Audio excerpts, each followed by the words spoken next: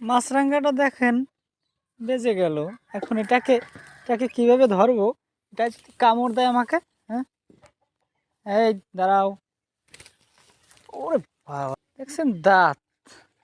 এখন এটাকে ছেড়ে দেব না এটাকে জবে করে খাবো? অবশ্যই এটাকে ছেড়ে দেব। এটার বাসায় বাচ্চা থাকতে পারে অথবা ডিমও থাকতে পারে।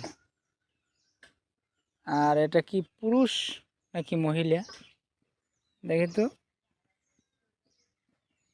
আসলে বোঝা যায় না, এগুলো আমি বুঝি না ভালো। তো ছাড়াই দিই।